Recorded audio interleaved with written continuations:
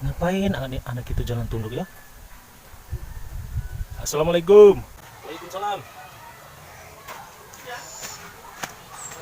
Apa bang? Itu tadi kau tunduk aja, kayak nyari sesuatu aja kamu nih Nyong. Bukan mencari sesuatu bang, bukan barang aku yang hilang, tapi kesombonganku di dalam hatiku inilah bang yang hilang. Semenjak saya mendengar siraman rohani dari abang itu, aku udah tak berani berjalan di muka bumi ini bang, dengan kesombongan. Makanya saya berjalan di tetap bertunduk saja bang. Duh, salah amal lagi nih kamu Nyong. Mana ada saya nyuruh kamu berjalan tunduk terus. Nah, tapi itu bang, kita berjalan sombong terus di muka bumi ini bang. Gimana caranya bang? Bukan itu maksudku Nyong. Ketawaduan itu bukan dilihat dari cara kamu berjalan bertunduk Nyong, tapi dari akhlakmu, bagaimana bergaulmu dalam sehari-hari Nyong.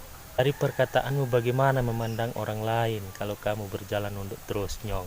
Yang ada kata orang lain bilang sombong sama orang lain. Enggak bilang dari kemarin bang, karena sudah 10 orang berpapasan dengan aku, tegur aku dan aku pun tak lihat mukanya dia siapa bang. Sebab aku tunduk terus bang. Gimana ini bang? Masih baik aku hafal suara bang. Tadi saya langsung berhenti dengar suara abang itu. Aduh, tapi nggak apa-apalah Nyong. Salah itu tanda yang kamu berusaha mengamalkan apa yang kamu tahu. Tapi tawadu itu artinya tidak memandang lebih dari mulia dari orang lain, dan tidak merasa berkuasa dari orang lain, sehingga merasa berhak untuk berlaku zolim kepada yang lemah.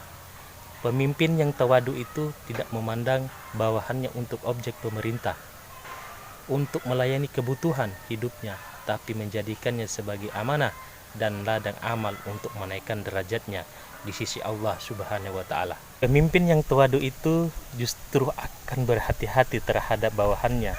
Jangan sampai berlaku tidak adil terhadap orang-orang di bawah tanggung jawabnya. Karena sejatinya pemimpin bukan untuk melayani rakyat, tapi justru melayani orang-orang yang di bawahnya. Allah melebihkan sebagian orang terhadap sebagian lainnya, justru saling melengkapi. Yang kaya peduli terhadap yang miskin, yang pintar mengajari yang bodoh, yang kuat melindungi yang lemah, dan pemimpin memenuhi hak-hak orang-orang yang dipimpinnya. Dan disitulah letak indahnya perbedaan. Oh, kalau begini aku baru paham bang. Aku kira cukup berjalan bertunduk saja bang. Aduh bang.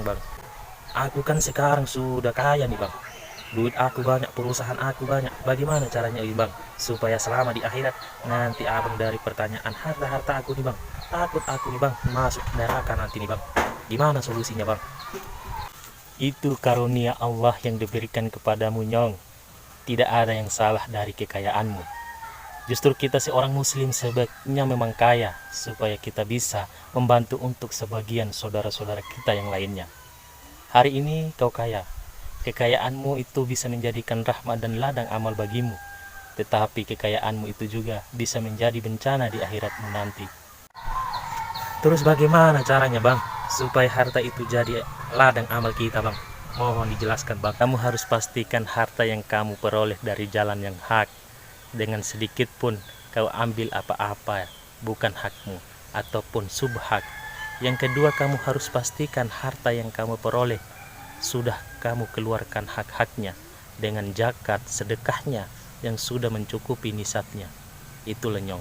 Karena Allah Subhanahu wa taala berfirman, sesungguhnya dari bagian hartamu terhadap hak-hak para fakir miskin dan anak-anak yatim.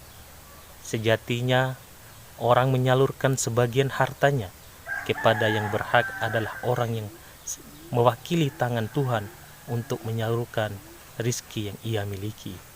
Oh, berarti kalau kita tak keluarkan zakat harta kita itu, berarti kita makan harta fakir miskin ya bang ya, dan anak yatim piatu ya bang ya. Aduh, baru tahu aku bang. Nah, itu kamu tahu Nyong. Dan yang ketiga Nyong, kamu harus pastikan harta yang kamu miliki kau pergunakan kepada orang yang diridhoi oleh Allah Subhanahu wa taala. Kau berikan untuk menafkahi anak dan istrimu, untuk mencukupi sandang pangannya dan memastikan kesehatan dan sekolahnya. Ingat itu Nyong. Kira-kira ya bang, bukannya tanggung jawab harta kita itu di akhirat ya bang? Bagaimana kita di dunia, Nyong? Yang jelas Rasulullah Shallallahu Alaihi Wasallam bersabda, tidak bergerak telapak kaki manusia di akhirat kelak nanti sebelum ditanya 5 perkara. 1. Umurnya bagaimana dia habiskan. 2. Masa mudanya bagaimana dia pergunakan. 3. Hartanya dari mana dia dapat dan bagaimana ia gunakan. 4. Ilmunya sejauh mana yang ia amanahkan. Ingat itu, Jul.